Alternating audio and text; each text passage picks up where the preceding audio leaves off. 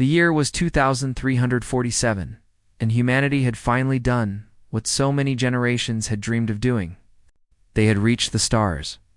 After decades of hard work, failed experiments, and countless sacrifices, the scientists of Earth had cracked the secret of faster-than-light travel. The jump drive changed everything. Suddenly, the distant lights in the night sky were not just dreams anymore. They were destinations. When Earth's deep space probes detected signals from intelligent life, the world held its breath. Humanity was not alone. Out there, among the countless stars, other beings existed. They had built civilizations, formed governments, and created something called the Galactic Council. This council had ruled known space for over 50,000 years. 12 elder species sat on its ruling body, making decisions that affected trillions of lives across thousands of worlds. Earth's leaders decided to send a diplomatic mission. They chose their representatives carefully. Ambassador Daniel Porter was a patient man with silver hair and calm eyes. He had spent 30 years negotiating difficult treaties and resolving impossible conflicts. Nothing fazed him. Nothing made him lose his temper. That was why they picked him. Beside him stood Commander Lisa Grant of the Earth Defense Force. She was younger and carried herself with military precision. Her job was simple: protect the ambassador and observe everything. Their ship, the Messenger, was the finest vessel Earth had ever built. It carried gifts from every nation on the planet: works of art, samples of music, scientific data, and messages of friendship from billions of people. Humanity wanted to make a good first impression. The journey took 3 weeks. When the Messenger finally dropped out of jump space near Varanthos Prime, the neutral world where the Council held its sessions, Daniel Porter felt his heart skip a beat. The planet was beautiful, covered in swirling clouds of purple and gold. Orbiting it were thousands of ships from dozens of species. Some were massive, kilometers long, bristling with weapons. Others were small and elegant, like silver needles floating in the void. A council escort guided them to the surface. The shuttle descended through the atmosphere, and Daniel got his first look at alien architecture. The council chamber was built from crystalline spires that reached toward the sky like frozen lightning. Everything was designed to make visitors feel small. It worked. Inside the chamber, the representatives of the 12 elder species waited on elevated platforms. They looked down at the 2 humans standing in the center of the vast room. Daniel felt like an insect being examined by giants. The Volanthi were the first to catch his attention. They were insectoid beings with iridescent wings that caught the light and scattered it into rainbows. Their compound eyes showed no emotion, but their mandibles clicked constantly, making sounds that the translation device turned into whispers and murmurs. The Korath were massive, their bodies made of what looked like living stone. They stood motionless, like statues, but Daniel could feel their attention pressing down on him like a physical weight.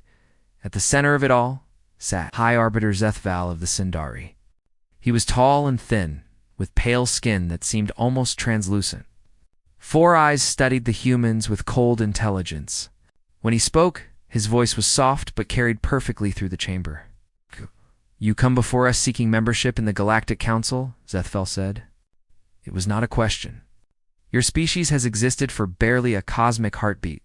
You have no meaningful technology, no cultural achievements of note. Your homeworld is a polluted rock at the edge of nowhere." Daniel kept his face calm, even though the words stung. "With respect, High Arbiter, we come offering friendship and cooperation. Earth wishes to learn from the elder species and to contribute what we can to the galactic community." Laughter rippled through the chamber. The sounds were strange, alien, but the meaning was clear. They were being mocked. One of the Volanthi delegates leaned forward, wings buzzing. "Friendship. You offer friendship. Your species still consumes the flesh of other creatures. You wage war among yourselves over invisible lines drawn on your single world. You poison your own air and water, and you think you have something to offer us?" The Korath representative spoke next, his voice like grinding boulders. "We have studied your history. We know what you are. Violence defines you. Genocide fills your past.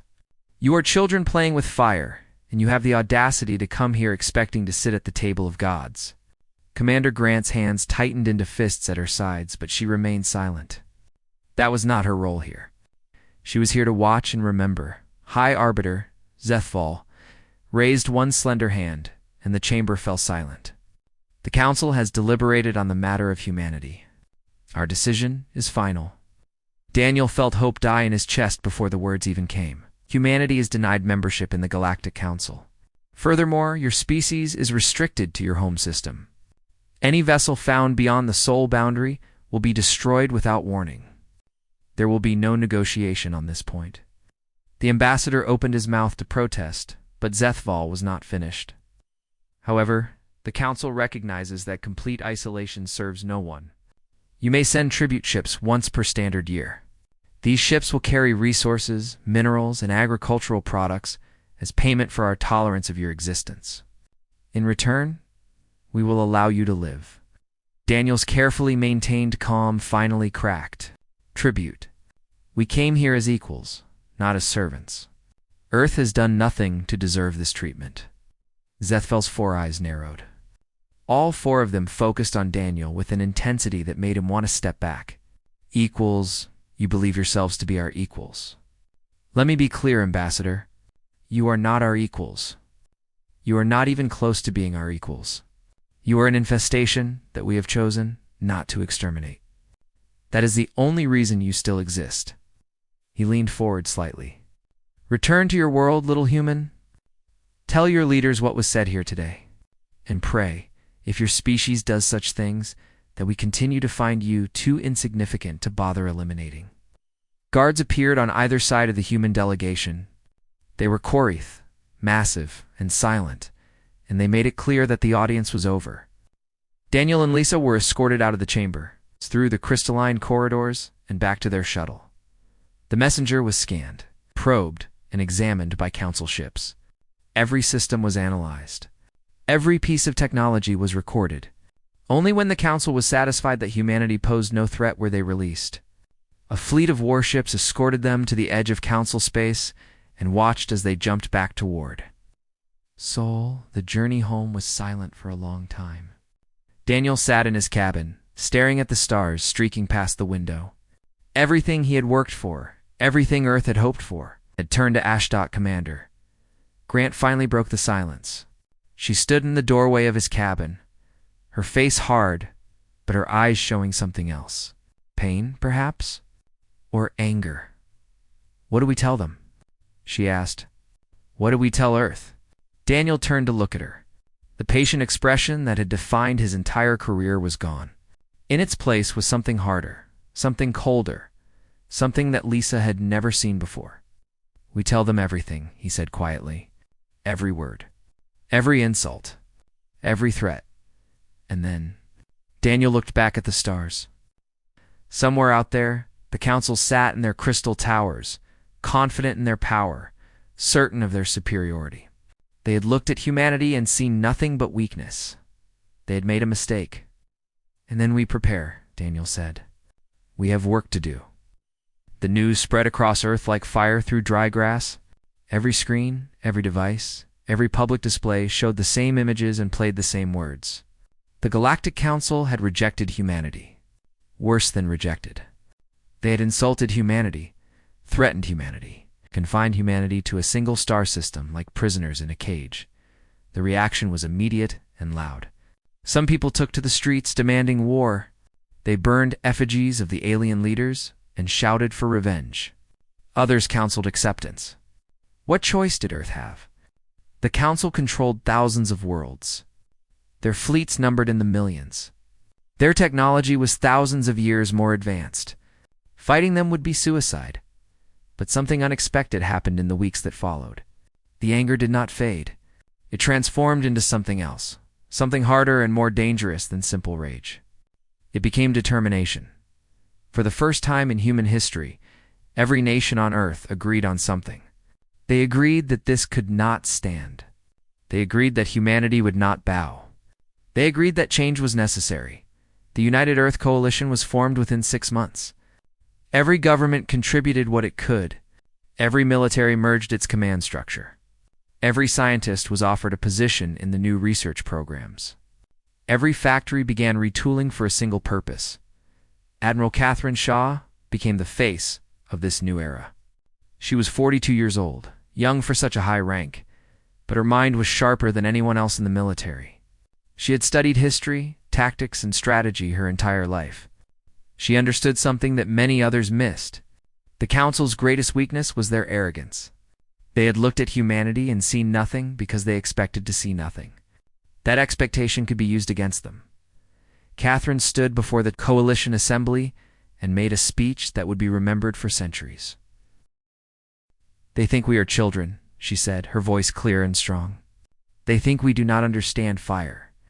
They think we will stay in our cage and be grateful they allow us to exist. They are wrong. We will become the fire they fear. We will forge ourselves in the heat of their contempt, and when the time comes, we will remind them that underestimating humans is the worst mistake anyone can make." The soul boundary became humanity's crucible. Within its limits, away from the eyes of Council patrols, transformation began. Dr. Samuel Wright was a physicist working at a research facility in what used to be called Chicago.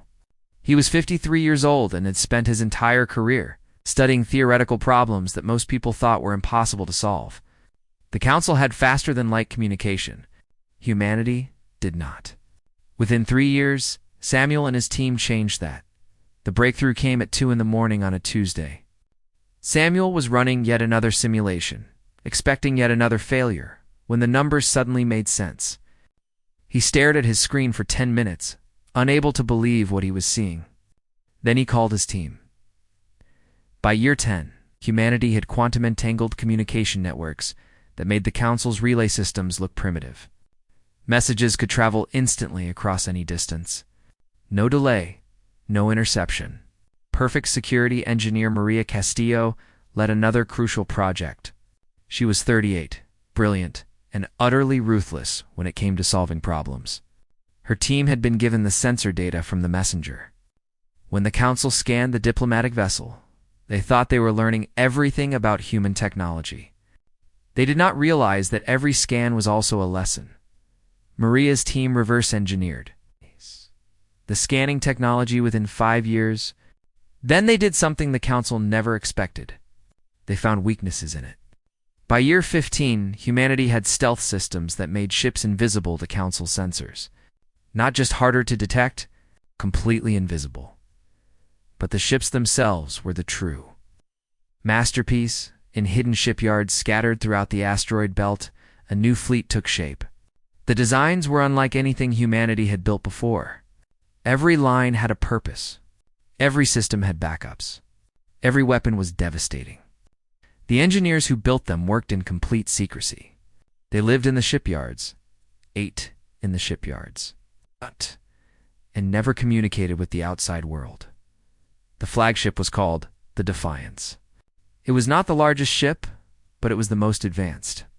It could accelerate faster than any Council vessel. It could maneuver in ways that should have been impossible. Its weapons used principles of physics that Council scientists had dismissed as theoretical. The fleet grew year by year. 100 ships, 200, 300. Each one was better than the last. Each one represented thousands of hours of work, countless innovations, and the absolute determination of a species that refused to be caged. And through it all, the tribute ships kept flying once a year. A human vessel would travel to Council space, loaded with minerals and food and raw materials. The crew smiled and bowed. They answered questions politely. They acted exactly like a conquered people should act.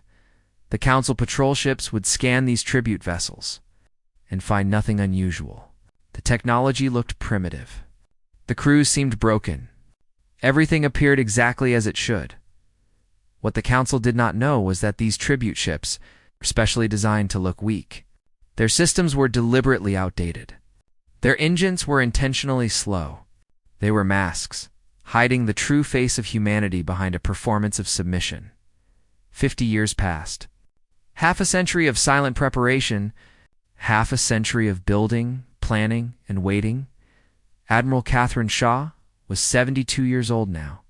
Her hair was white, her face was lined, but her eyes were still sharp. She had spent her entire career preparing for a war that everyone knew was coming but no one could predict. One day, a young officer brought her a report. A council patrol had been spotted near the Sol boundary. They were running routine scans, just as they always did. They found nothing unusual, just as they always did. Catherine looked at the report and smiled. It was not a warm smile. It was the smile of a predator watching prey wander into a trap. "How many ships do we have now?" she asked. 412, Admiral. All fully operational. All crews trained and ready. Catherine nodded. 50 years ago, the Council had 3,000 warships in their combined fleet. According to intelligence reports, that number had barely changed. Why would it? They had no enemies. No one challenged them. They had grown comfortable and lazy. 400 against 3,000. The numbers seemed impossible. But numbers were not everything. Technology mattered. Training mattered. Determination mattered. And there was one thing the Council had never understood about humans. When they were pushed, when they were cornered, when they were told they could not do something, they did not give up. They pushed back harder. "Continue monitoring," Catherine said, "and make sure the next tribute ship is ready on schedule.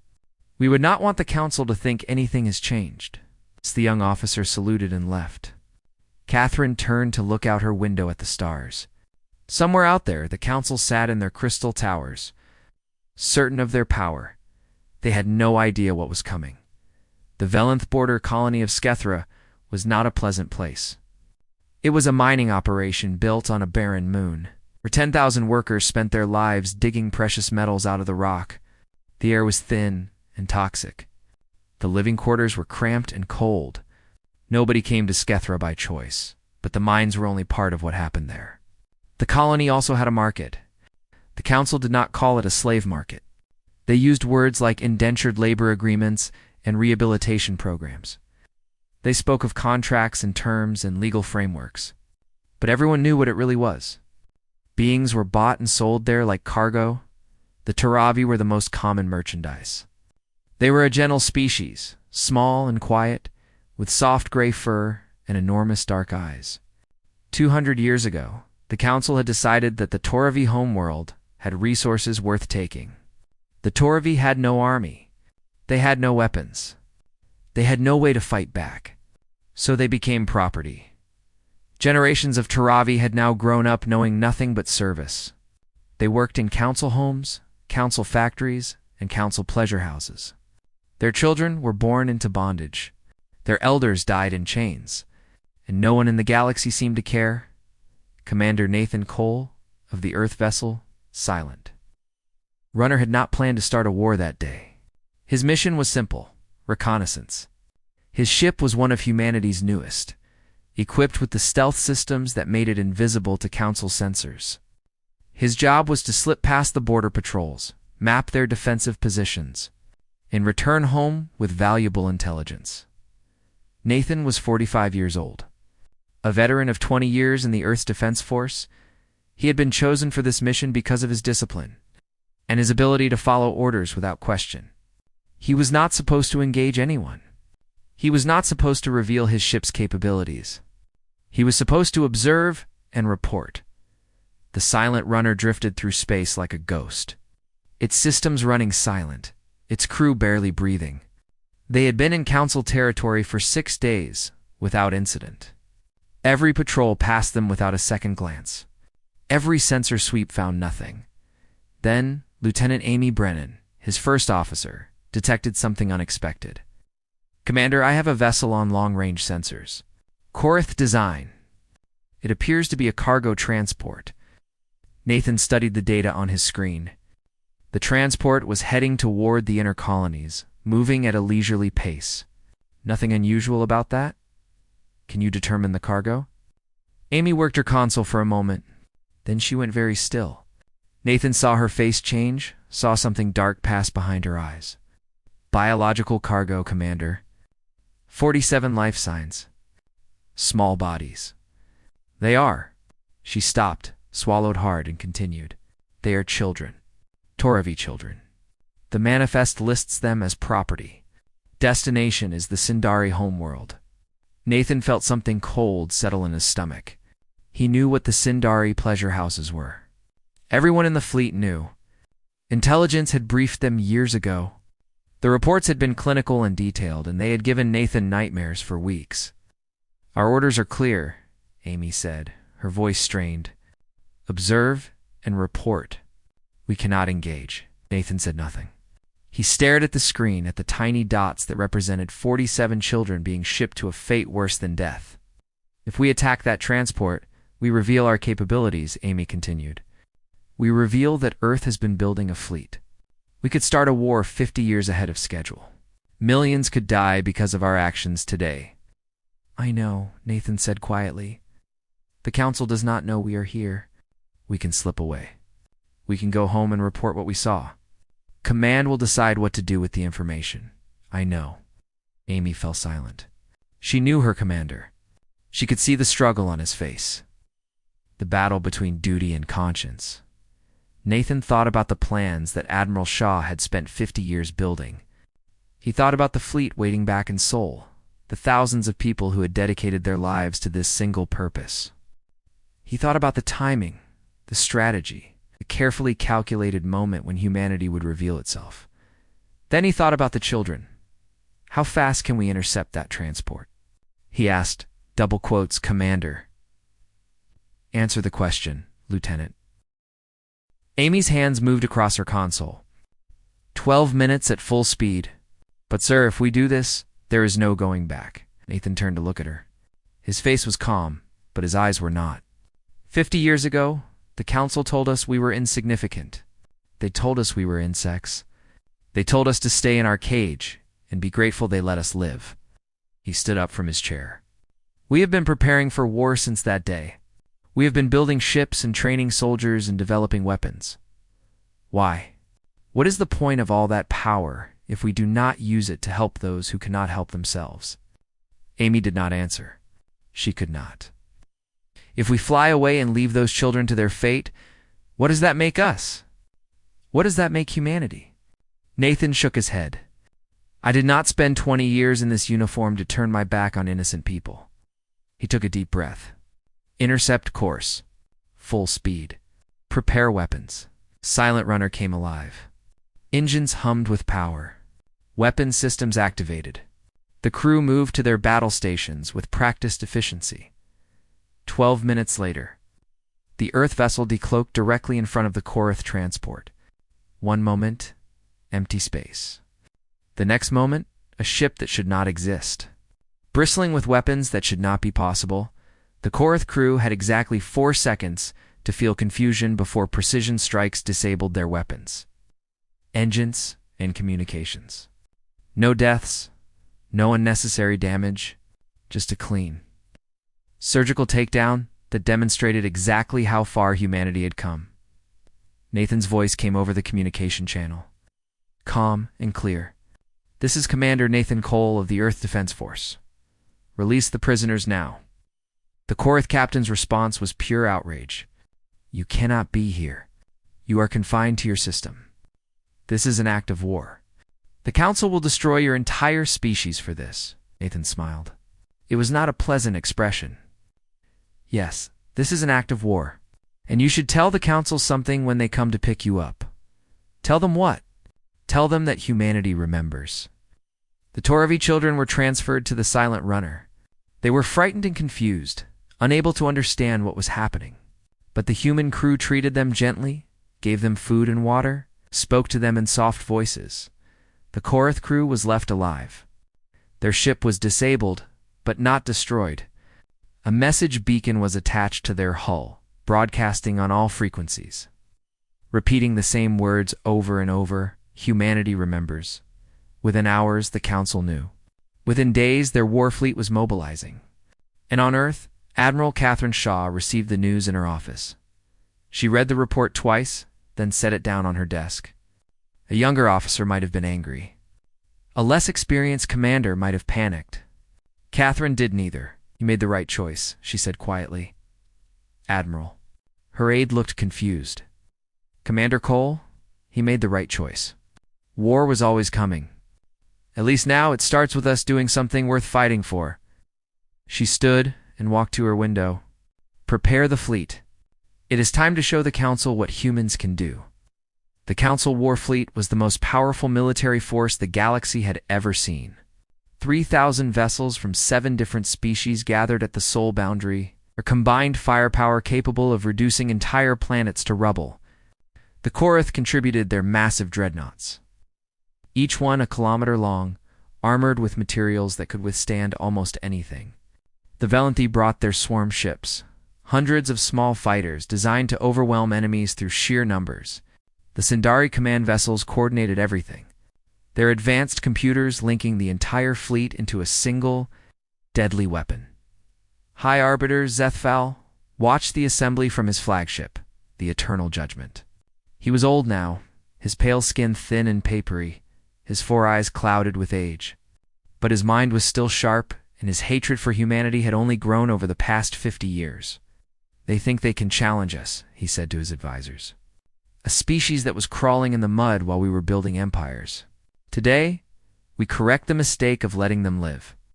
The fleet moved towards Sol like a wall of metal and light. Every ship was ready. Every weapon was armed. Every soldier knew their purpose. On the other side of the boundary, the human fleet waited. 400 ships arranged in a defensive formation around Earth. They were smaller than the Council vessels, less imposing, seemingly outmatched in every way. Admiral Catherine Shaw stood on the bridge of the Defiance, watching the enemy approach on her tactical display. Around her, officers worked their stations with calm efficiency. No one panicked. No one showed fear. They had trained for this moment their entire careers. Admiral Captain Peter Hayes said from his station, "The Council fleet is hailing us." "High Arbiter, Zethval wishes to speak with you." Catherine nodded. "Put him through." The main screen flickered, and Zethval's face appeared. His 4 eyes studied her with cold contempt. "Admiral Shaw," he said, "you have made a grave error. Your species attacked a Council vessel and stole Council property. This is an act of war, and you will be punished accordingly." "Get to the point," Catherine said. Her voice was flat and unimpressed. Zethval's eyes narrowed. "Surrender now, and we will be merciful. Your species will not be completely exterminated. We will maintain a breeding population for labor purposes. Your leaders will be executed, of course, but the common people may be allowed to live as servants." Catherine laughed. It was not a polite laugh. It was the sound of genuine amusement. "High Arbiter, let me offer a different proposal. Turn your fleet around. Return to your worlds. Never approach Sol space again. Do this, and we will let you live." Silence followed. Then Zethval laughed as well, a wet, rattling sound that came from deep in his throat. "You have 400 ships. We have 3,000. Your arrogance is amusing, human, but it will not save you." Catherine leaned forward in her chair. "Let me tell you a story, High Arbiter. 50 years ago, your ship scanned our diplomatic vessel. You analyzed every system, every piece of technology, every component. You decided we were primitive, barely worth noticing, because you were," Zethval interrupted, "because we wanted you to think we were." Catherine smiled. "That ship was designed to look primitive. Every system was built to appear a century behind what we actually possessed. We gave you exactly what you expected to see, and you never thought to look deeper." For the first time, uncertainty flickered across Zethval's face. "These 400 ships behind me," Catherine continued, "each one carries weapons you cannot detect, shields you cannot penetrate, and engines you cannot match. We did not spend 50 years sulking in our cage, High Arbiter. We spent 50 years preparing for this exact moment." "You are bluffing," Zethval said, but his voice had lost some of its certainty. "There is only one way to find out." Catherine's smile disappeared. "You wanted tribute from humanity? Here it is." She cut the communication channel and turned to her tactical officer. "Target the lead dreadnought. Fire." The Defiance fired a single shot. It was a beam of concentrated energy that utilized principles of physics the Council had dismissed as impossible. The beam crossed the distance between the fleets in less than a second. The lead Korath dreadnought, a vessel that had survived 1,000 battles, a ship that its crew believed was invincible, simply ceased to exist. There was no explosion, a debris. One moment it was there, and the next moment it was not. The silence on the Council communication channels was absolute. 3,000 ships suddenly had no idea what they were facing. All ships, Catherine broadcast to her fleet. Engage. What followed would later be called the Battle of Sol, but that name did not do it justice. It was not a battle. It was a lesson. Human ships flickered in and out of visibility, their stealth systems making them nearly impossible to track. They appeared behind enemy vessels, fired devastating volleys, and vanished before anyone could respond. Council gunners fired at empty space where human ships had been moments before. The Korath dreadnoughts fell one by one. Their thick armor meant nothing against weapons that simply bypassed it. Their powerful guns could not hit targets they could not see. Captain after captain sent desperate messages back to the command ships, begging for orders, for help, for anything. The Valanthe swarm ships fared no better. They were fast, but human ships were faster. They were numerous, but human pilots seemed to know exactly where they would be before they got there. Formation after formation was torn apart by precise fire. The Sindari command vessels tried to coordinate a response, but the human ships targeted them specifically. Communications arrays were destroyed. Computer systems were jammed. The sophisticated network that linked the Council fleet together fell apart within the first hour. Some captains tried to retreat. They turned their ships around and ran for the boundary, hoping to escape back to Council space. They found human ships already waiting behind them. Admiral Shaw directed the battle from the Defiance, her voice calm and steady as she issued orders. She had spent 50 years planning for this day, and it showed. Every maneuver was anticipated. Every tactic was countered. The Council fleet was larger, but it was fighting blind against an enemy that seemed to be everywhere at once. 6 hours after it began, the battle was over. 1,800 Council ships had been destroyed. The rest had fled, scattering in every direction, their crews abandoning any pretense of organization. Earth had lost 32 vessels. Catherine stood on her bridge, looking at the tactical display. The space around Sol was filled with debris, the remains of a fleet that had come to conquer and found itself conquered instead. "Open a channel," she said. "All frequencies. I want everyone in this galaxy to hear this." The communication officer nodded. "Channel open, Admiral." Catherine took a deep breath. "This is Admiral Catherine Shaw of the Earth Defense Force. Today, the Galactic Council sent their fleet to enslave humanity. Today, that fleet was broken. The Sol boundary no longer exists. From this moment forward, humanity goes where it chooses, when it chooses. Anyone who objects is welcome to try to stop us." She paused, letting the words sink in across 1,000 listening worlds. "To the species who have suffered under Council rule, know this: you are not alone. Humanity remembers what it feels like to be told you are nothing. Humanity remembers what it feels like to be threatened and humiliated. And humanity does not forget." She cut the channel and sat back in her chair. Around her, the bridge crew was silent, still processing what they had just accomplished. Captain Hayes spoke first. "Admiral, what happens now?" Catherine looked at the stars on her screen. 50 years ago, those stars had been forbidden to humanity. Now they were waiting to be explored. She said, "We finish what we started." The aftermath of the Battle of Sol spread across the galaxy like ripples in a pond. The news traveled through communication networks, passed from ship to ship, whispered in markets, and shouted in streets. The Council, the mighty Galactic Council that had ruled for 50,000 years, had been defeated by a species they had dismissed as insignificant. Everything changed. The Korath were the first to withdraw. Their fleet had been devastated in the battle, hundreds of their finest ships reduced to nothing by weapons they could not understand. The survivors returned home and refused to leave again. Their leaders announced that the Korath would no longer participate in council affairs. They had seen enough. The Velanthi sued for peace within weeks. Their ambassador, a nervous creature with constantly twitching wings, arrived at Sol with offers of trade and cooperation. The species that had mocked humanity as prey animals now wanted to be friends.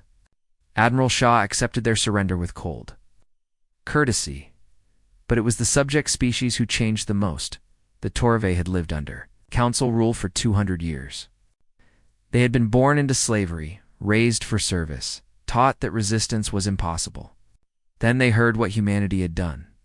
They heard about Commander Nathan Cole and the children he had saved. They heard about the human fleet that had crushed the Council Armada, and they started to fight back. The Taravi resistance began small, with acts of sabotage and quiet defiance. But it grew. Workers refused to work. Servants refused to serve. On 100 worlds, the gentle species with soft fur and large eyes showed that they were not as helpless as everyone had believed. Other species followed. The Kathrani, who had been conquered 1,000 years ago, began organizing. The Malver, whose homeworld had been strip-mined by council corporations, started attacking supply ships. Everywhere the council had imposed its will. Cracks appeared in its authority. The Sindari tried to hold their empire together. They sent ships to crush rebellions. They broadcast threats and warnings. They promised terrible punishments for any species that defied them. But their ships kept disappearing. Human vessels, still invisible to Sindari sensors, hunted them through the void. Every fleet the Sindari sent out came back smaller than when it left. Some did not come back at all. High Arbiter Zethval did not survive to see the final collapse. 3 months after the Battle of Sol, he died in his chambers. The official reports said natural causes. Others whispered different theories. It did not matter. The old order was ending. Those who had built it were fading away. Ambassador Daniel Porter was 103 years old when he returned to Varanthos Prime. His body was frail.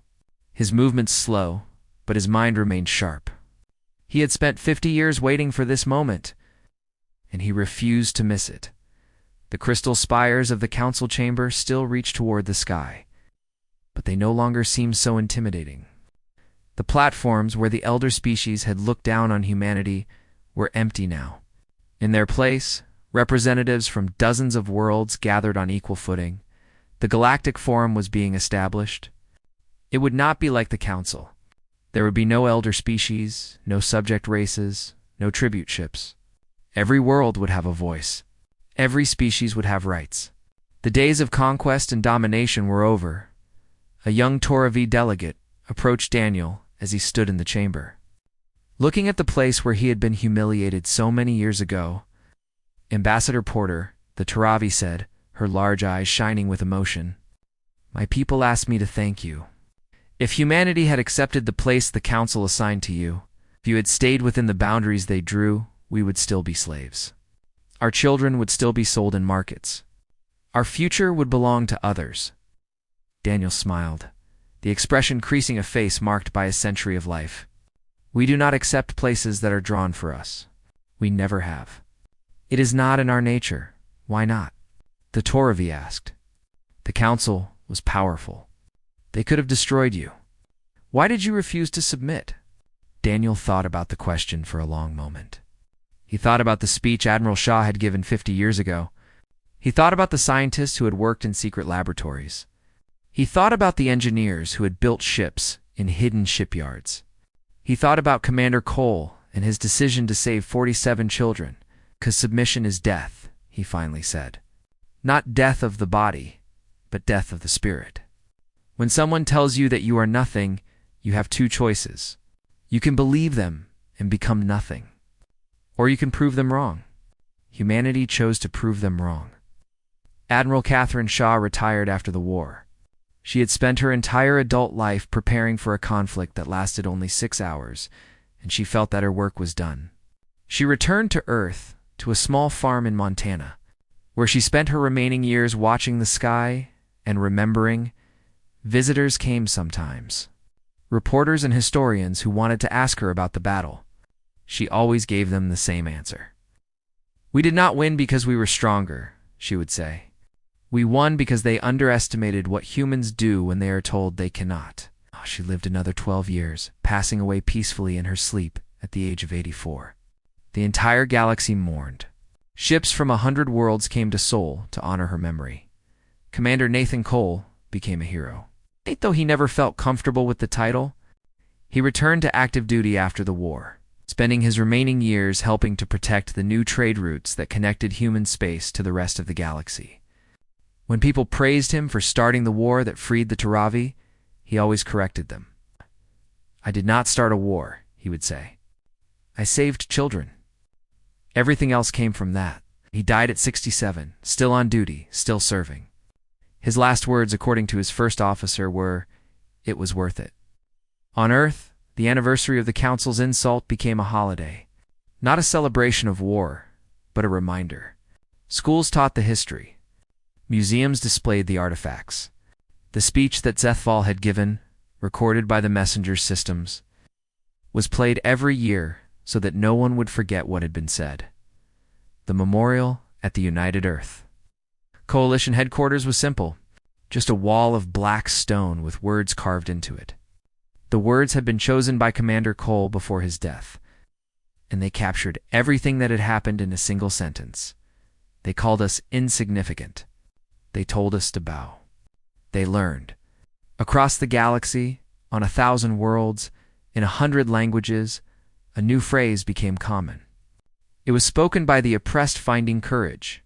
It was whispered by the downtrodden, finding hope. It was shouted by anyone who had ever been told they were not enough. Humanity remembers. The words meant different things to different species. To the Taravi, they meant that someone had cared enough to save their children. To the Kathrani, they meant that even the mightiest empires could fall. To the Malver, they meant that their suffering had not been forgotten. To humans, they meant something simpler. They meant that when the universe told them no, they would answer with yes. When the powerful told them to kneel, they would stand taller. When the arrogant told them they were nothing, it would become everything. The Galactic Forum grew and strengthened over the years that followed. It was not perfect. No government ever is. There were disputes and disagreements, arguments and compromises. But there was also something new, something that had not existed under the Council. There was equality. There was hope. There was the belief that every species mattered, that every voice deserved to be heard, that the days of masters and slaves were gone forever, and at the heart of it all stood humanity, not as conquerors, not as rulers, but as the species that had looked at impossible odds and refused to accept them, the species that had burned brightest when the darkness seemed complete. The Council had called them insignificant. The Council had tried to cage them. The Council had insulted them and threatened them and dismissed them as nothing, and humanity had set them ablaze.